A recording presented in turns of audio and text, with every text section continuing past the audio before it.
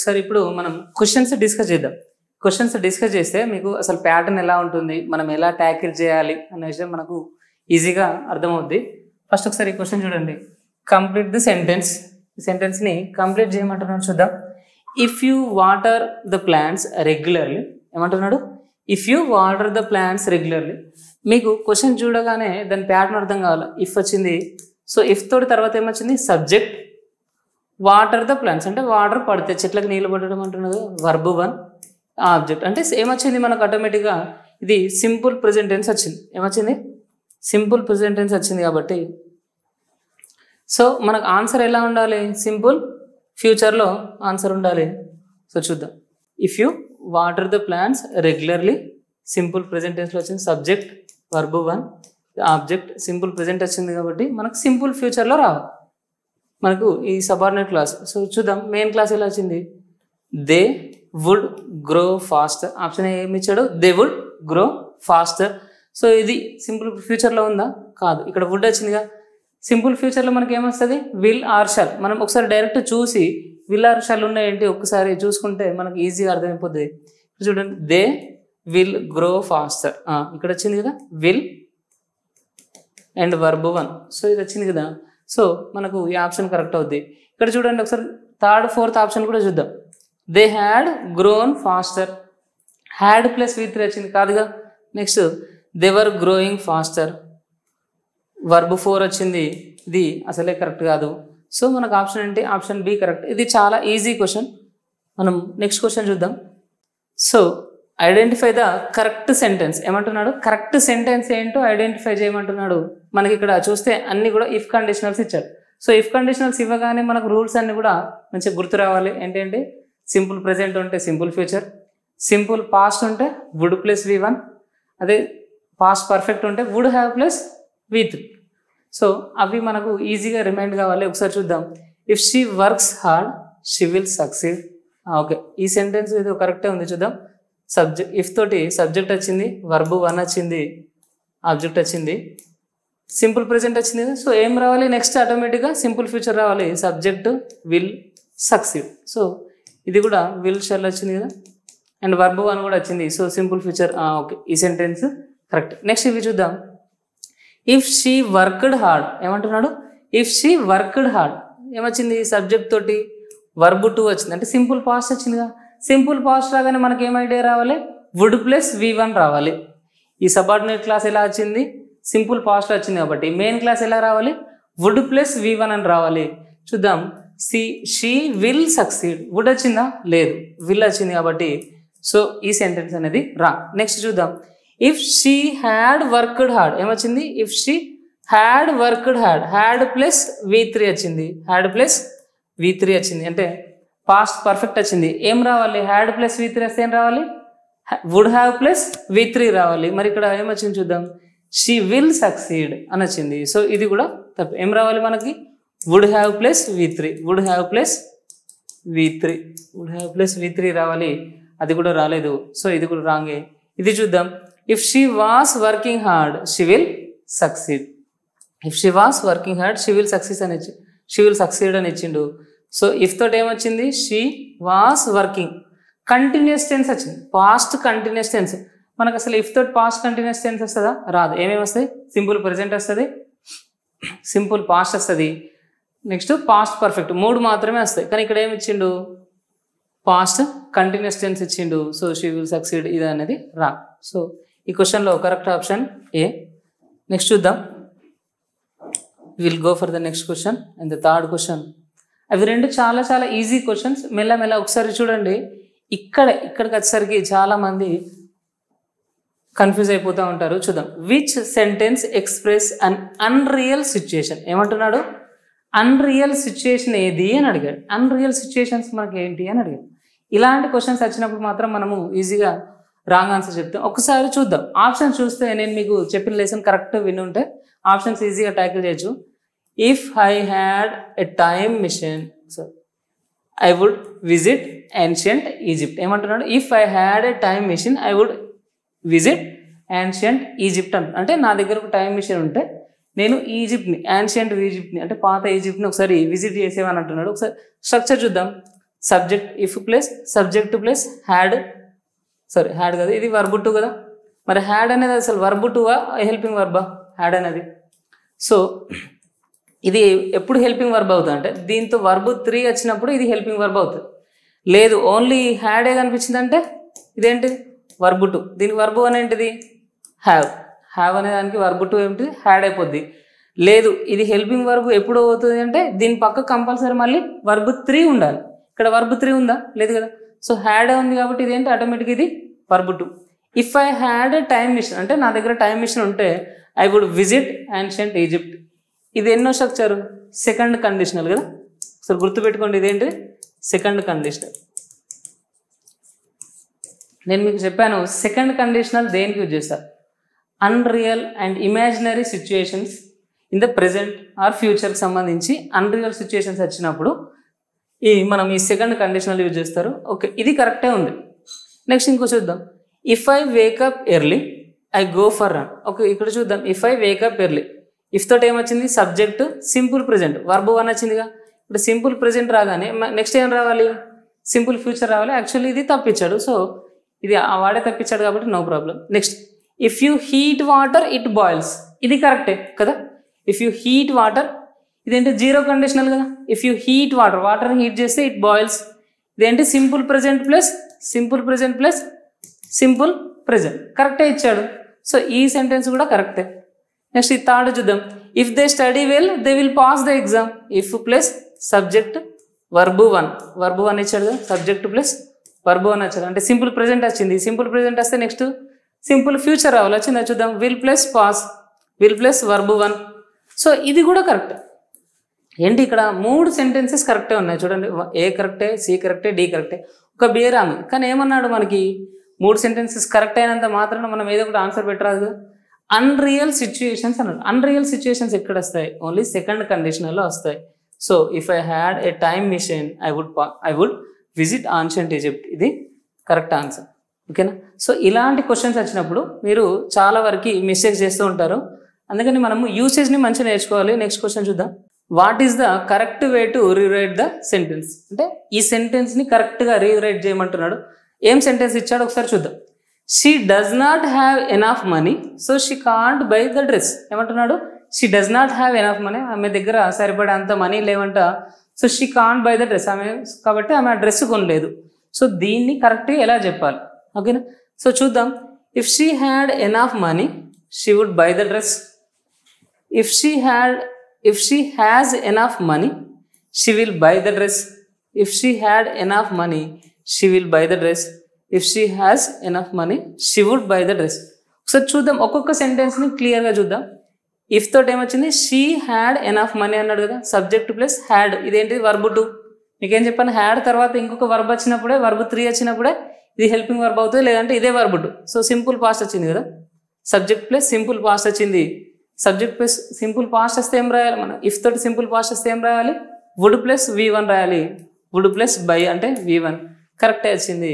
ఈ సెంటెన్స్ కరెక్టే ఉంది. నెక్స్ట్ ఇంకో సెంటెన్స్ చూద్దాం. If she has enough money, ఆమె దగ్గర ప్రెజెంట్ ఎనఫ్ మనీ ఉంటే, ఇదేంటిది? Subject plus verb 1. హ్యాస్ అనేది ఏంటిది? వర్బ్ 1. హ్యావ్ ఆర్ హ్యాస్, ఇది వర్బ్ 1. సింపుల్ ప్రెజెంట్ ఉంటే ఏమొస్తుంది మళ్ళీ? Simple future. Will buy, will buy, simple future ఉంది, షీ విల్ బై. సో ఇది కూడా కరెక్టే. మీరు మీనింగ్ చూస్తే ఇది కరెక్టే, ఇది కరెక్టే, స్ట్రక్చర్ కరెక్టే ఉంది కదా. సింపుల్ పాస్ట్ వచ్చింది, వుడ్ ప్లస్ V1 వచ్చింది. సింపుల్ ప్రెజెంట్ వచ్చింది, విల్ ప్లస్ V1 వచ్చింది. సో ఇవి రెండు కరెక్టే ఉన్నాయి. ఇక్కడ చూద్దాం. If she had enough money, ఆమె దగ్గర ఎనఫ్ మనీ ఉంటే she will buy the dress. ఏమన్నాడు ఇక్కడ? సబ్జెక్ట్ తోటి వర్బ్ 2 వచ్చింది. సింపుల్ పాస్ట్ వస్తే ఇక్కడ మళ్ళీ సింపుల్ ఫ్యూచర్ వచ్చింది. సింపుల్ పాస్ట్ వచ్చినప్పుడు సింపుల్ ఫ్యూచర్ వస్తుందా? రాదు, వుడ్ ప్లస్ V1 వస్తుంది. సో ఈ ఆప్షన్ మనకు రాంగ్ అయిపోద్ది. నెక్స్ట్ ఇది if she has enough money she would buy the dress. ఇక్కడ ఏమొచ్చింది? సబ్జెక్ట్ ప్లస్ వర్బ్ 1 వచ్చింది. సబ్జెక్ట్ ప్లస్ వర్బ్ 1 హ్యాస్ కదా. వర్బ్ 1 వచ్చినప్పుడు నెక్స్ట్ ఏం రావాలి? సబ్జెక్ట్ ప్లస్ వర్బ్ 1 అంటే సింపుల్ ప్రెజెంట్ వస్తే ఏం రావాలి? సింపుల్ ఫ్యూచర్ రావాలి. ఇక్కడ ఏమొచ్చింది? వుడ్ బై అని వచ్చింది. సో ఇది కూడా రాంగ్. మరి ఇవి రెండిట్లలో ఏది కరెక్ట్ సార్? ఒకసారి చూద్దాం. ఇవి రెండిట్లలో ఏది కరెక్ట్? మనకి ఏమన్నాడు? She doesn't have enough money so she can't buy the dress. ఆమె దగ్గర డబ్బులు లేవు కాబట్టి తను కొనలేదు. డబ్బులు ఉంటే కొంటుండే, లేదంటే లేవు కాబట్టి కొనలేదు. సో ఇలాంటిది ఏ సిచ్యువేషన్లో చెప్పాలి? Second conditional, if she had enough money she would buy the dress. If she had enough money she would buy the dress. So ఈ ఆప్షన్ మనకి కరెక్ట్ అవుతుంది. నెక్స్ట్ క్వశ్చన్ చూద్దాం. ఈ క్వశ్చన్ అండి చూడండి, చాలా బాగుంది. Identify the sentence that describe a situation that did not happen in the past. పాస్ట్లో ఆ సిచ్యుయేషన్ జరగలేదంట. పాస్ట్లో ఆ సిచ్యుయేషన్ జరగలేదంట. చాలామంది ఒకసారి మీరు ఈ క్వశ్చన్ పాజ్ చేసుకొని ఆన్సర్ చేయడానికి ట్రై చేయండి. ఏమన్నాడు? The situation did not happen in the past. పాస్ట్లో ఆ సిచ్యుయేషన్ జరగలేదంట. అలాంటి సిచ్యుయేషన్ ఏంటిది అని అడిగాడు. సో మనం ఒకసారి ఆప్షన్ చూద్దాం. If I see him I will tell him the news. నేను అతన్ని చూస్తే I will tell him the news. మనం ప్రతిసారి అందరు ఏం చేస్తారంటే స్ట్రక్చర్ చూస్తారు. Subject, verb 1, object. So simple present వచ్చింది, simple future, will tell, simple future వచ్చింది. ఓకే, ఇది కరెక్టే ఉంది. Next, if I were you I would take that opportunity. ఇది కూడా కరెక్ట్. ఎందుకు? సబ్జెక్ట్ ప్లస్ వర్బ్ 2, వర్ అనేది verb 2. So would plus V1, ఇది కూడా కరెక్టే వచ్చింది. నార్మల్ మనం స్ట్రక్చర్ చూసుకుంటే if they had studied they would have passed the test. ఇది కూడా కరెక్ట్. ఎందుకు? హ్యాడ్ ప్లస్ వర్బ్ 3 వచ్చింది. హ్యాడ్ ప్లస్ వర్బ్ 3 వస్తే ఏంటి? Would have plus verb 3. ఇది కూడా కరెక్టే. If she calls I will answer. ఇది కూడా correct. If she calls I will answer, ఇది కూడా కరెక్ట్. మరి ఏది దీంట్లో వచ్చిన కరెక్ట్? ఇప్పుడు 4 ఆప్షన్స్ జనరల్గా చూస్తే అన్ని కరెక్టే. కానీ వాడు అడిగింది ఏంటిది? A situation that did not happen in the past. మనకు పాస్ట్లో జరగని సిచ్యుయేషన్ ఏంటి అని అడిగాడు కాబట్టి సో మనకేంటిది? థర్డ్ కండిషనల్ ఏడుంది? థర్డ్ కండిషనల్స్ ఇది. సో థర్డ్ కండిషనల్ ఏవి డిస్క్రైబ్ చేస్తే మనకు పాస్ట్లో జరగని అంటే ఇఫ్ దే హ్యాడ్ స్టడీడ్, వాళ్ళు చదివి ఉంటే వాళ్ళు పాస్ అయ్యి ఉండేవాళ్ళు. అది పాస్ట్కి సంబంధించి కదా. ఆమె చదవలేదు, పాస్ కాలేదు. ఇప్పుడు సో ఏమంటాం? పాస్ట్కి సంబంధించిన అన్రియల్ సిచ్యుయేషన్స్ థర్డ్ కండిషనల్ చెప్తాం. Had plus V3, would have plus V3. So ఇలాంటి క్వశ్చన్స్ వచ్చినప్పుడు మనం ఎంత ఇన్డెప్త్గా చదువుకున్నప్పుడు మాత్రమే ఇలాంటి క్వశ్చన్స్ ఆన్సర్ చేయగలుగుతాం. మీకు డైరెక్ట్ స్ట్రక్చర్ క్వశ్చన్స్ రావడం అనేది చాలా తక్కువ అయిపోద్ది. ఎందుకంటే క్వశ్చన్ ప్యాటర్న్ చాలా చేంజ్ అయింది కాబట్టి మీరు చాలా మీ సెల్ఫ్గా మీరు ఇంప్రూవ్ చేసుకోవాలి. What would be the correct completion? If I dash you I would not make the mistake. ఇది చాలా ఈజీ క్వశ్చన్. ఏమంటున్నాడు? If I dash you I would not make the mistake. ఏమంటున్నాడు? వుడ్ నాట్ మేక్ అని అన్నాడు కదా. So వాడే ఇచ్చాడు, would plus V1 ఇచ్చాడు. సో ఇక్కడ ఏం రావాలి? ఇక్కడ వుడ్ ప్లస్ V1 వస్తే మనకు సబార్డినేట్ కండిషనల్లో ఏం రావాలి? సింపుల్ పాస్ట్ రావాలి. సబ్జెక్ట్ ప్లస్ వర్బ్ 2 కదా. సబ్జెక్ట్ ఐ ఇచ్చాడు, వర్బ్ 2 రాయాలి. వర్బ్ 2 ఏంటిది? ఇది వర్బ్ 2. ఇది వర్బ్ 1, ఇది కాదు. హ్యాడ్ బీన్, ఇది వర్బ్ 2 కాదు. ఇది కరెక్ట్. వర్ కరెక్టే, వాస్ కరెక్టే. మరి ఏది? ఐతోటి ఏమొస్తుంది సార్? వాజ్ వస్తుంది, మాకు తెలిసే సార్ అని పెట్టేశారు. సో ఇది రా.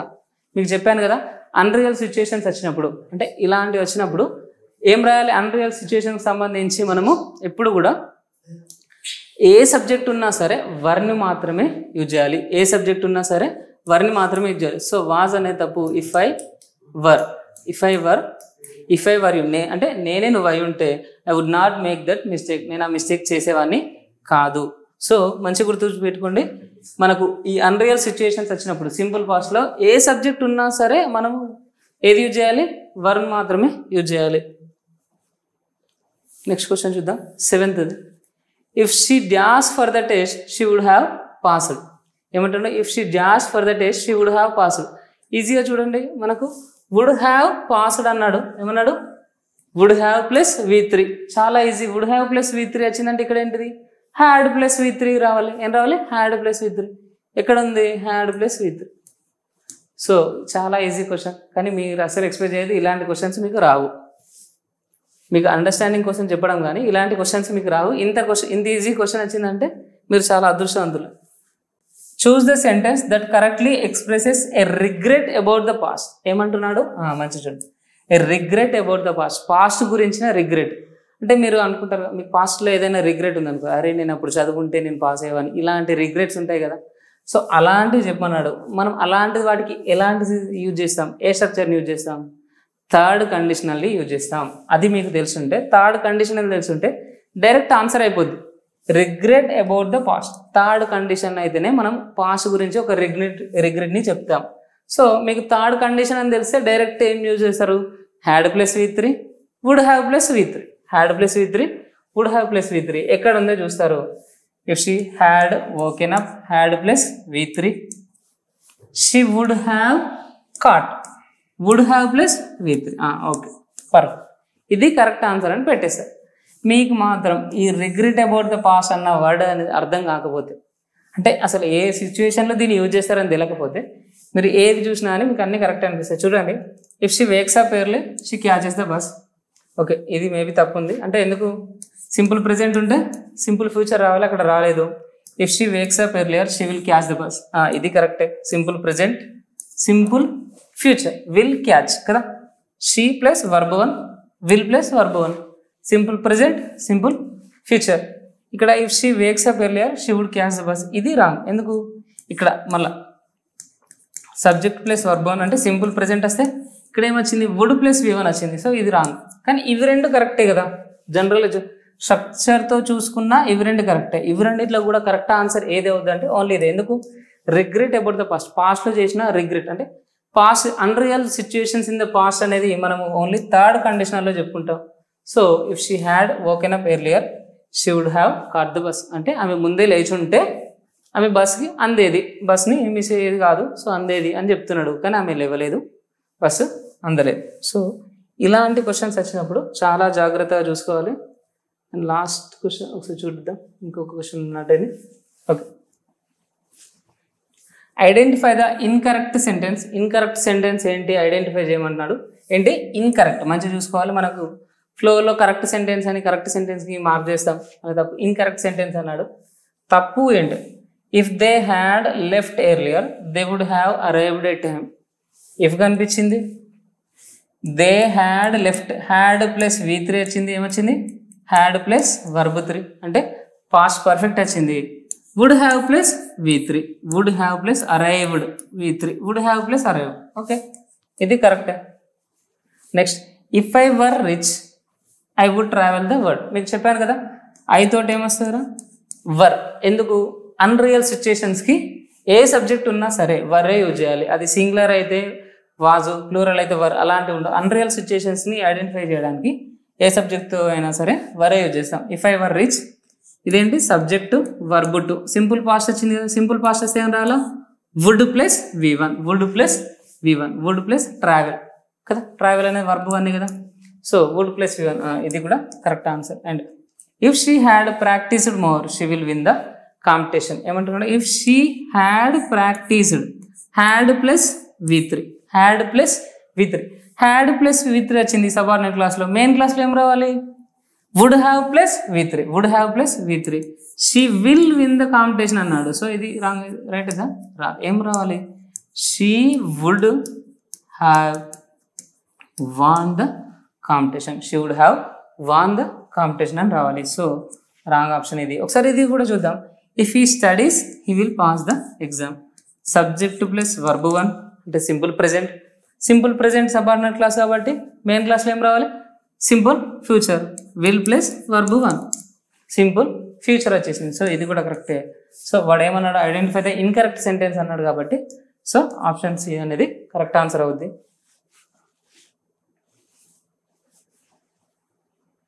నెక్స్ట్ చూద్దాం. Last question. What does the following sentence express? If you had told me earlier I would have helped you. ఈ సెంటెన్స్ అంటే మనకి ఏం చెప్తుంది? What does the following sentence express? మనకి ఏం ఎక్స్ప్రెస్ చేస్తుందంట? ఏమన్నాడు? If you had told me earlier అంటే ఏమన్నాడు? ఇదేంటి? Subject plus had plus V3. Told, tell, told, told, telling అంటాం కదా. సో హ్యాడ్ ప్లస్ V3 వచ్చింది. ఏమొస్తుంది? నార్మల్గా వుడ్ హ్యావ్ ప్లస్ V3. వాడే ఇచ్చాడు, కరెక్టే ఇచ్చాడు. అయితే ఆ సెంటెన్స్ ఏం చెప్తుంది అన్నాడు. ఇదే కండిషనల్ మీరు ఐడెంటిఫై చేయగలిగితే మీకు ఆన్సర్ ఈజీగా వస్తుంది. ఇదే కండిషనల్. థర్డ్ కండిషనల్స్ ఎప్పుడు యూజ్ చేస్తాం? పాస్ట్లో జరిగినాయి సరిగ్గా చేయకపోతే, అంటే పాస్ట్కి సంబంధించిన రిగ్రెట్స్ కానీ పాస్ట్లో అన్రియల్ సిచ్యుయేషన్స్ ఏవైతే ఉంటాయో వాటికి సంబంధించి ఈ ఫార్మేషన్ని మనం యూజ్ చేస్తాం. ఫస్ట్ ఏమన్నాడు? A real possibility. దేనికి యూజ్ చేస్తారు? Simple present with simple future. First conditional కదా. సో ఇది రాంగ్ ఆప్షన్ అవుతుంది. ఇదేమో. Next, a hypothetical present situation. ఏమన్నాడు? హైపోథెటికల్ సిచ్యుయేషన్ కరెక్టే. ప్రెజెంట్ సిచ్యుయేషన్ అన్నాడు. ఇది ప్రెజెంట్ సిచ్యుయేషన్. నేను if you had told me earlier I would have helped you, నువ్వు నాకు ముందే చెప్పుంటే నేను నీకు హెల్ప్ చేసేవాని అంటుండు. సో ఇదేంటి, పాస్ట్లో ఉన్న వర్క్స్, పాస్ట్లో ఉన్న అన్రియల్ సిచ్యుయేషన్స్.